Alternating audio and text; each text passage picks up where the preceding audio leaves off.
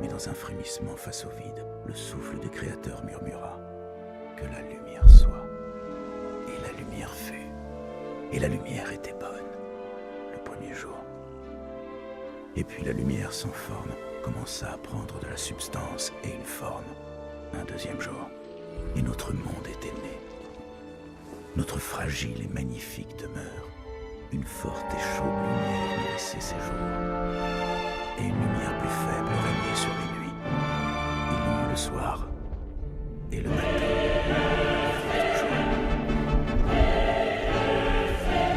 Et toutes les eaux du monde se rassemblèrent. Et au milieu d'elles émergea la terre ferme. Un autre jour passa. Et la terre fit sortir les choses qui poussent. Une épaisse couverture verte s'étendait sur toute la création. Et les eaux aussi foisonnèrent de vie. Les grandes créatures des abysses qui ne sont plus, d'immenses multitudes de poissons dont certains nagent peut-être encore dans ces mers. Et bientôt, le ciel fut sillonné d'oiseaux. Et il y eut le soir, et il y eut le matin, un cinquième jour. Le monde entier croyait maintenant d'être vivant. Tout ce qui rampe, tout ce qui ondule, et toutes les bêtes qui marchent sur la terre. C'était bon, tout était bon. Il y avait la lumière, et l'air, et l'eau, et le sol. Tout était pur et inaltéré. Il y avait des plantes et des poissons, des oiseaux et des bêtes, chacun suivant son espèce, tous appartenant au grand tout, tous à leur place, et tout était dans l'équilibre. C'était le paradis, un joyau dans la paume du Créateur. Alors le Créateur façonna l'homme, et à son côté la femme, notre père et notre mère à tous. Et il leur donna à choisir. S'abandonner à l'Adam, ils mangèrent de fruits défendus. Leur innocence fut perdue. Et depuis 10 générations après Adam, le péché est entré en nous. Frère contre frère, nation contre nation, l'homme contre la création. Nous nous sommes entretués. Nous avons ravagé le monde. Nous avons fait ça. L'homme a fait ça. Tout ce qui était beau. Tout ce qui était bon. La description. Sans plus tarder, voici l'histoire des 7 dieux Anunnaki. C'est parti.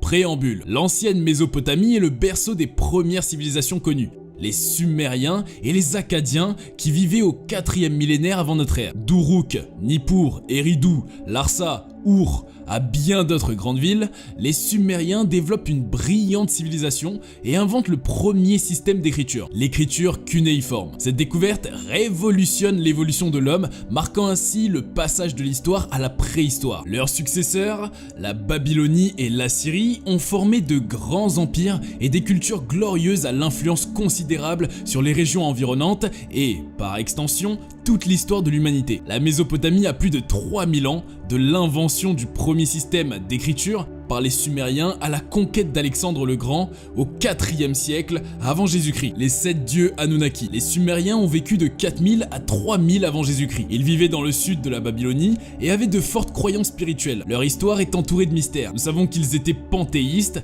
et que leurs dieux personnifiaient les éléments et les forces de la nature. Les Sumériens étaient aussi ingénieux. Les Sumériens croyaient que la mer primordiale est venue en premier et a produit l'unité du ciel et de la terre. Entre le ciel et la terre se trouvait l'air, dont la principale caractéristique était l'expansion. L'air a fait la lune et la lune a fait le soleil. La division du ciel et de la terre a rendu la vie possible pour les plantes, les animaux et les humains. Il y a plus de 3000 dieux et déesses à Sumer et les 4 divinités les plus célèbres de la région sumérienne étaient An, Ki, Enlil et Enki. Le dieu du ciel, An, aurait été conçu par les Sumériens comme le chef suprême du panthéon. An signifie ciel en sumérien et représente le père de tous les dieux. Son épouse est la déesse de la terre, Ki. Ki est le mot sumérien pour la terre et elle est une déesse qui est incarnée comme la contrepartie féminine d'An, le dieu du ciel. Dans la mythologie sumérienne, An et Ki ont créé diverses plantes sur la terre. Enlil était l'un des dieux les plus importants du panthéon. Sa femme est la déesse du vent Ninlil et parmi les les enfants d'Enlil se trouvent les déesses Inanna et les dieux Nana, Ninurta et Utu. Il a été décrit comme un seigneur suprême, un père, un créateur et la tempête qui fait rage. Enki, le grand dieu sumérien de l'eau,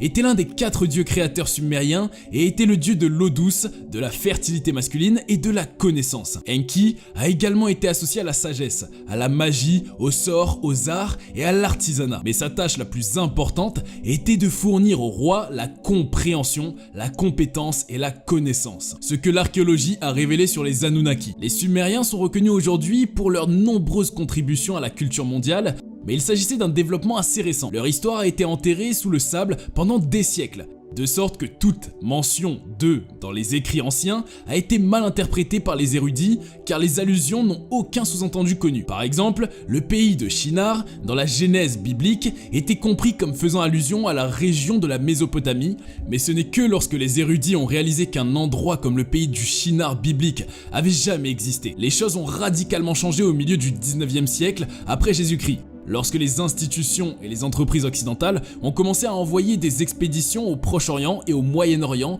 pour trouver des preuves matérielles permettant de corroborer le récit biblique. Si une terre comme Shinar existait, on pense que ses ruines ainsi que celles de tous les autres bâtiments et villes mentionnés dans la Bible pourraient bien être trouvées. À cette époque, la Bible, plus précisément les récits de l'Ancien Testament, était considérée comme le livre le plus ancien du monde et totalement original. L'histoire du Jardin d'Éden, de la chute de l'homme, du grand déluge était considérée comme des œuvres originales écrites directement ou inspirées par le seul vrai Dieu de la tradition judéo-chrétienne. Les archéologues et les érudits envoyés dans ces expéditions étaient censés trouver des preuves tangibles pour étayer cette affirmation. Mais au lieu de cela, ils ont trouvé exactement le contraire. Ils ont trouvé Sumer. Ces anciens textes sumériens nous renvoient à la venue des Anunnaki qui sont descendus du ciel, une race d'êtres extrêmement puissants et plus avancés que nous. Dans leur récit, les Anunnaki descendent principalement d'An, la divinité suprême qui peut contrôler le destin des rois humains et des autres dieux. Ils nous ont conçus et nous ont gouvernés pendant des centaines de milliers d'années. Bien que beaucoup de choses soient inconnues sur les Sumériens et leur mode de vie, des preuves de leurs croyances peuvent être trouvées dans des textes anciens tels que l'épopée de Gilgamesh, l'un des plus anciens livres d'histoire de l'histoire humaine. Et si une chose est claire, c'est que les dieux Anunnaki étaient très vénérés. Pour adorer ces dieux, les anciens Sumériens en faisaient des images, les habillaient, les nourrissaient et les portaient lors de cérémonies. Des milliers d'années plus tard, certains érudits ont spéculé sur ce qui rendait ces Anunnaki si spéciaux et pourquoi ils étaient si appréciés. Une grande partie de ce que nous savons de la civilisation sumérienne provient des indices qu'ils ont laissés sur des milliers de tablettes d'argile. Ces comprimés sont encore à l'étude à ce jour. Cependant, un auteur a affirmé que certains textes contenaient des révélations incroyables. Révélations sur les Anunnaki. Après des années d'études sur ces divinités Anunnaki, les chercheurs et certains auteurs ont conclu que les Anunnaki étaient en fait des extraterrestres. Ils descendent de leur père Anu ou An, qui était le souverain suprême de leur planète Nibiru. D'aucuns l'appellent Nibiru, d'autres planète 9 ou planète 10, mais personne ne sait où elle est pour le moment. Selon 2 astronomes californiens, cette mystérieuse planète serait si énorme qu'elle pourrait être responsable de l'inclinaison du système solaire. Selon la théorie des anciens astronomes et le célèbre auteur Zecharia Sitchin, le nom Anunnaki signifie enfant du dieu suprême sumérien. Anu sur qui Terre, ce qui suggère qu'ils étaient d'anciens astronautes qui ont voyagé de leur propre planète Nibiru à la Terre. La 10e planète, nommée Nibiru, était peuplée par des êtres qui nous sont très semblables, les humains humanoïdes. Ensuite, ils ont rencontré un problème grave dans leur atmosphère en liaison de leur hiver. Ils entament alors une quête à travers l'ordre solaire pour trouver de l'or, mais aussi un non-métal spécial sur une autre planète qui pourrait être leur monde. Leurs scientifiques ont alors imaginé de répandre de la poussière d'or dans la partie supérieure de leur atmosphère afin de profiter de son fort pouvoir émissif, permettant ainsi de maintenir une température suffisante à leurs besoins. Des tablettes découvertes décrivent les Anunnaki voyageant dans des vaisseaux spatiaux, crachant des flammes de la queue de missiles en forme de fusée. Pour cette technologie, leur planète, Nibiru, devait être suffisamment proche de la Terre pour pouvoir voyager entre les deux planètes. Ils ont débarqué et se sont installés dans la zone correspondant à ce qui est aujourd'hui l'Irak, formant la première colonie. Pour trouver de l'or, ils se rendaient dans les vallées de l'Afrique du Sud-Est, de l'autre côté de l'île de Madagascar. Les ouvriers Anunnaki, qui sont les dieux inférieurs d'appellation des Sumériens, creusèrent et développèrent les premières mines d'or. Des navettes ont été utilisées pour transporter l'or d'Afrique du Sud à Nibiru. 100 000 à 150 000 ans plus tard, ces ouvriers Anunnaki, dont les conditions de travail n'étaient plus acceptables, se révoltèrent contre la hiérarchie militaire. La solution adoptée pour prévenir ce manque de main-d'œuvre était de concevoir génétiquement des travailleurs hybrides à partir de sang Anunnaki et de sang de primates locales pour remplacer les dieux inférieurs dans les opérations minières. Les premières expériences génétiques ont été faites dans des pots en argile. Cette nouvelle espèce de primate est devenue Homo habilis. Par conséquent, nous aurions été conçus par Dieu dans le seul but de servir d'esclaves destinés à creuser la terre et à en extraire de l'or. Ce qui s'est ensuite étendu à d'autres tâches ménagères, la création de l'humanité. Des mines d'or ont été établies par les dieux Anunnaki dans ce que nous appelons aujourd'hui l'Afrique du Sud pour extraire des métaux précieux. Il y avait d'abondants gisements de cette richesse minérale. Pour ce travail, en revanche, il fallait des esclaves aptes aux opérations minières sur Terre. Les habitants de la planète Nibiru étaient incapables de s'adapter à l'environnement de surface. Alors, les Anunnaki ont été envoyés pour faire le travail à leur place. Les Anunnaki ont développé une forme d'esclavage animal pour étudier la vie sur Terre et effectuer des opérations minières. Au cours de milliers d'années, cet animal génétiquement modifié est devenu l'Homo sapiens d'aujourd'hui, ou nous. Leur qualité physique et intellectuelle était à leur apogée à l'époque. Mais il faut comprendre qu'une des normes humaines modernes actuelles s'est imposée. Transplantation forcée dans la génétique humaine dérivée de l'ADN des Anunnaki. Par conséquent, afin de créer une nouvelle vie, nous avons besoin d'une vie de base. Les Anunnaki ont donc pris exemple en partie d'eux-mêmes. Un jour, avant la création de l'homme, les Anunnaki se sont rebellés contre leurs surveillants venus de Nibiru, exigeant de ne pas être reconnus comme une classe inférieure. Les dirigeants se sont consultés et ont finalement conclu que ces progénitures étaient nécessaires à ce type d'exploitation par le travail. Donc en les combinant avec les gènes des primates supérieurs qui vivaient sur Terre à l'époque, une nouvelle sorte d'esclaves animaux a été créée. Le résultat de cette expérience est ce que les historiens appellent un australopithèque. Chaque fois que Nibiru se déplaçait loin de la Terre, une partie des dieux émigrèrent sur leur planète jusqu'à la fin du cycle de 3600 ans. Pendant ce temps, les Anunnaki sont restés sur la Terre pour prendre soin des mines d'or et des esclaves. Précisément cela leur avait été ordonné par leurs dieux, parce que les nouveaux êtres créés possédaient de nombreuses caractéristiques humaines, un peu comme leur créateur, car ils ont été créés à son image. Les esclaves profitèrent de cette situation pour former des alliances et se rebeller contre leurs anciens maîtres,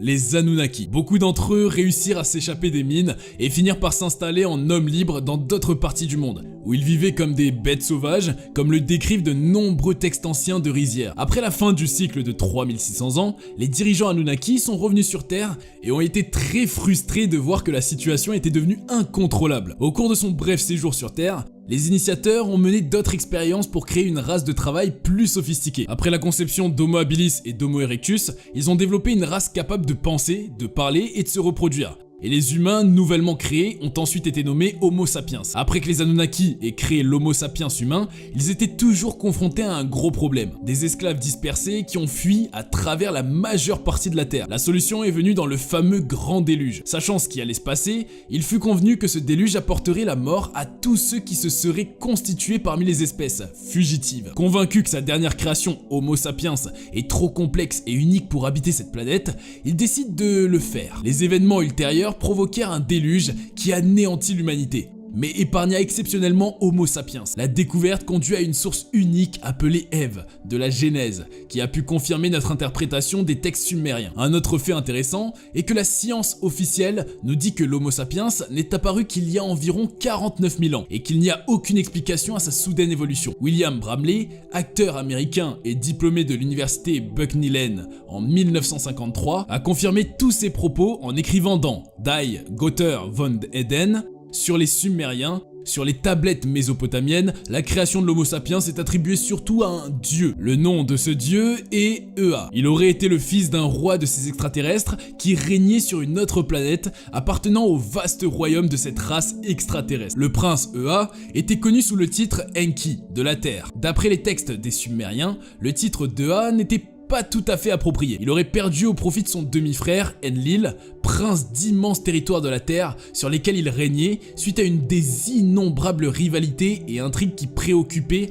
apparemment les régnants de cette civilisation extraterrestre. Notre intérêt pour l'archéologie, les langues, l'histoire, la mythologie antique et les sagas grecques, hittites, cananéennes et babyloniennes du Proche-Orient ancien nous a conduit aux textes sumériens écrits sur des tablettes d'argile. Traduits, nous pouvons conclure à l'origine d'Homo sapiens qui contredit complètement les idées des grandes religions du monde. Qu'est-ce que la théologie récente en dit? Selon la théologie commune, la création de l'humanité est de l'ordre du divin. Il existe un être omnipotent qui régit l'univers et serait à l'origine de la création de l'homme. Et cette création est décrite dans la Bible, dans le livre de la Genèse, au chapitre 1, du verset 26 à 31. Nous pouvons lire « Et Dieu dit, faisons l'homme à notre image, selon notre ressemblance, qu'il soit le maître des poissons de la mer, des oiseaux du ciel, des bestiaux, de toutes les bêtes sauvages et de toutes les bestioles qui vont et viennent sur la terre. Dieu créa l'homme à son image. À l'image de Dieu, il le créa. Il les créa l'homme et femme. Dieu les bénit et leur dit « Soyez féconds et multipliez-vous.